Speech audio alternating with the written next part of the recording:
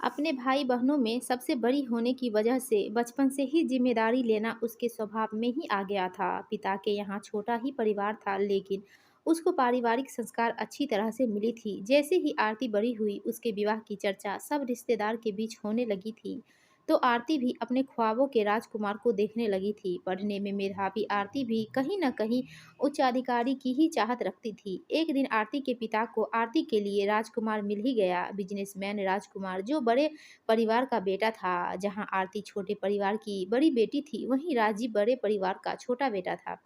आरती और राजीव दोनों का विवाह तय हो गया। संस्कारी आरती ने नई दहलीज पर अनेक ख्वाबों को संजोकर कदम रखा। कुछ ख्वाब मुकम्मल हुए तो कुछ अधूरे ही रहे। आरती को जहाँ छोटे परिवार के अनुसार थोड़ा सामान बनाने की आदत थी, वहीं आरती के परिवार में ज़्यादा सामान बनाने की सीख मिली। नई बहू के आने से न केवल बच्चे खुश थे, बल्कि उनके संस्कारों ने उनके बुजुर्ग सास-ससुर को भी गाँव से शहर ही बुला लिया था। शुरू में भीड़ महसूस करने वाली आरती बड़े परिवार में सामंजस्य बिठाने लग गई थी। सबकी इच्छाओं को पूरा करते-करते नई बहू कब सबकी चहेती बन गई, पता ही नहीं चला।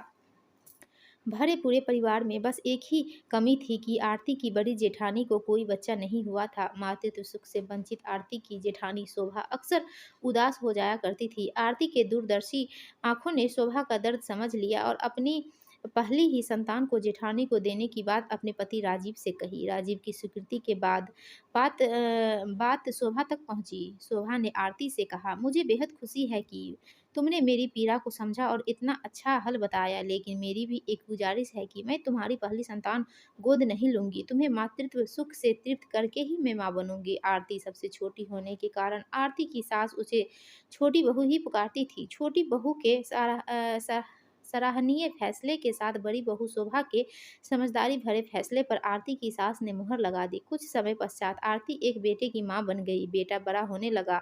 आरती भी अपने वादे के पूरा करने की ओर अग्रसर होने लगी। आरती दोबारा माँ बनने वाली थी। उसने जेठानी से निश्चय करवाया कि ये बच्चा आपका ही होगा। शोभा जैसे सूखे दरख्त को पानी मिल गया हो, उसने मूक सहमति दे दी। संतति का देना और लेना दोनों ही स्त्री के अस्तित्व के बड़ी बलिदान है। 9 महीने दोनों ही माँओं की कोख में पल रही संतान का एक दिन संसार में आगमन हो ही गया। बिटिया रानी का आगमन हुआ।